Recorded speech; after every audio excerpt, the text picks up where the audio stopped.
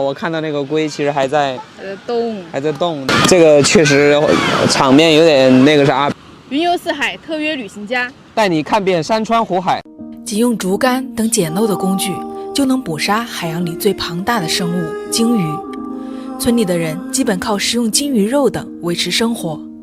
我们辗转各种交通工具，终于来到了这个强悍又原始的渔村——印尼捕鲸村。我们试图记录下这里与这个时代并不接轨的生活。下午渔船归来后，沙滩上发生的一切考验着我们的心理承受能力。他们这里面就是正在宰杀一只海龟，看到那个海龟它好像还在动，有些血腥，有些残忍，所以这种场面我觉得我可能有点心里会难以接受，就不进去看了。这边有好多的这些小孩围观，就好像我都不知道拿一个什么来比喻啊，就好像就在旁边等着开席的那种状态啊。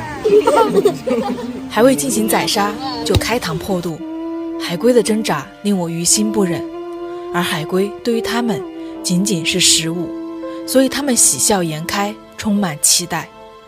一经落而万物生，这就是食物链，这就是自然法则。这个确实场面有点那个啥，比我们在索马里看到那个就要血腥一些。虽然说都是一样的结果啊，但是这个我看到那个龟其实还在动，对，这个确实我们是无能为力的。花钱把它给买下来，然后去放生，像一些人去做的这种做法，我觉得这个在这个村子是行不通的。毕竟他们这个村子连鲸鱼都要捕杀，因为不捕杀这些东西，他们没有这些食物的来源，他们相当于说就没有。就生存都出了问题，就像我们在索马里看到的样子，是吧？他们的生存都有问题的时候，其实其他的都不算什么，什么保护也好，或者什么也好，放生也好，对于他们来说，他们就想要获取一些食物。就是在那个海龟里头掏出来的2蛋，在手上握着，在玩，也不知道他是想拿来做什么，还是单纯的在手里把玩一下。还是准备拿来吃掉，以这个小孩来给我展示。哦，这个鱼有吸附性是吧？这估计就是这些小孩的唯一的娱乐方式吧。现在这个时间段呢，整个海滩上就是能够捞到鱼的，他们都在这边现场就宰杀了这些鱼，就是因为他们没有那个冷冻冷藏设备，就一捞上来马上就宰杀。这现在这些小孩们全都围过来了，这些有些场面还是挺血腥的。是这边正在杀一只海龟，但是这些小孩们他们可能也就是从小都见怪不怪了，都围在这儿，也就几岁的小孩啊，看得津津有味的。刚才咱们看到的那个海龟啊，小孩就拿去玩了，也有可能是拿到海里头去洗了一下。向村民打听得知，上周六村里刚刚捕获了1头鲸鱼。每年的捕鲸季，他们能捕获10到30头鲸。他们会把鲸鱼肉晒干储存，在渔获短缺的时节食用。眼前这些没有任何高科技的船，如何捕获海洋里的庞然大物？我曾一度非常疑惑。像我们刚刚到海边，就看到有几艘今天下海去打鱼的船回来了。他们的船是非常原始的，然后这边的海边那个浪也比较急，他们几乎你看就连那个。我发现了还有一个没穿裤子的小孩啊，都跑上去帮忙。可以说他们这个村里面的这个协作精神是很强的。看这些小朋友们啊，就在整个沙滩上，按照这个船即将上岸的轨迹，把这个木头全部都铺好了，就等这个船上来了，他们就顺着这个木头，比较能够轻松的能够让这条船给拉上来。这是一种真的是非常原始的一种方法。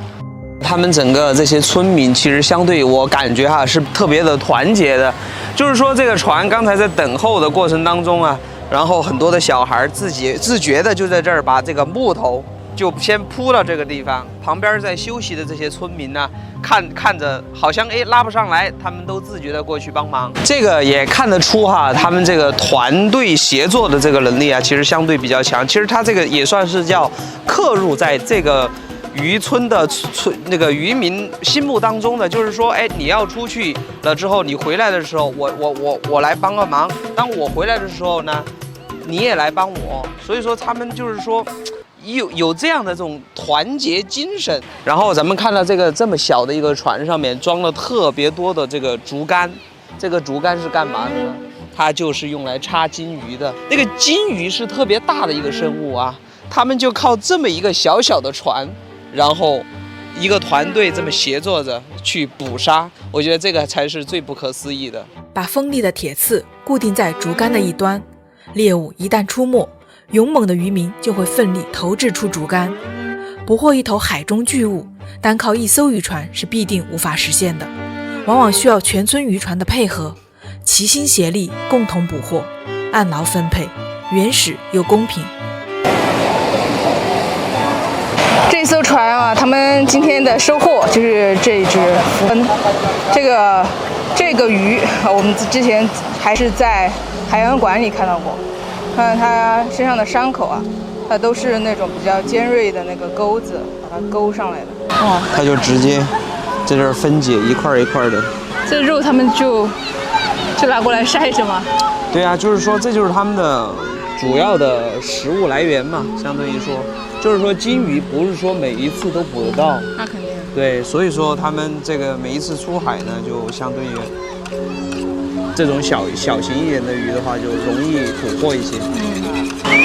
这边主要是条件不允许啊，就是说没有冰箱啊，没有一些就是冷冻的条件，因为这边就像我们刚住的那个民宿啊，它这个地方刚想开灯来着，他就说要等到晚上7点，所以说他们就主要还是选择就像晾晒一样，把它做成腊鱼，来进行储存。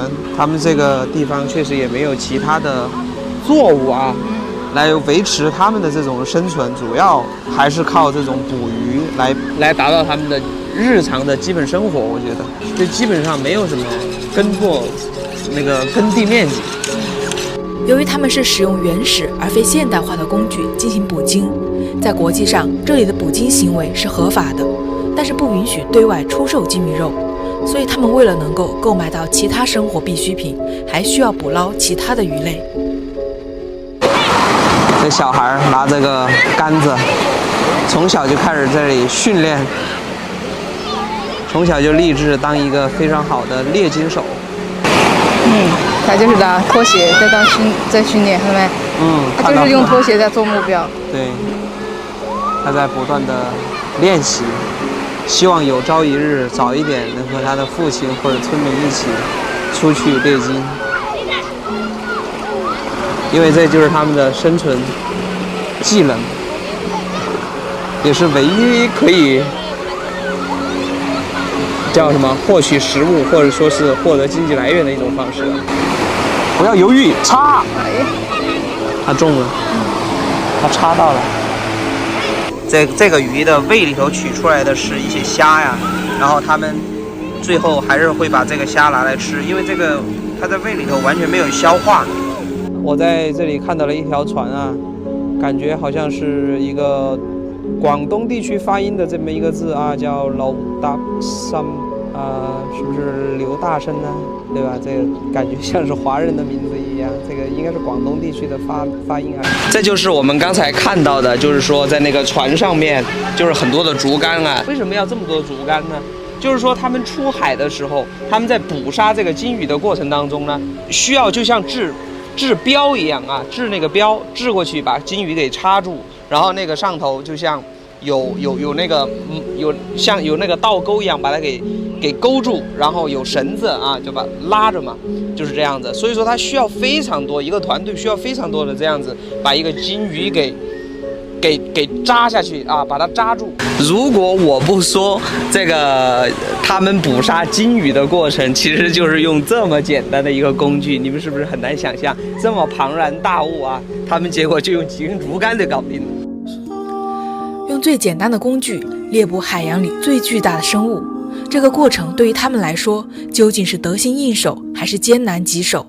我们想联系一艘船和渔民们一起出海捕鲸，可是小渔村里很难找到会说英语的村民。这几天又刚好停电，手机没有信号，与外界失联，与村民无法交流，在捕鲸村的拍摄还能继续推进吗？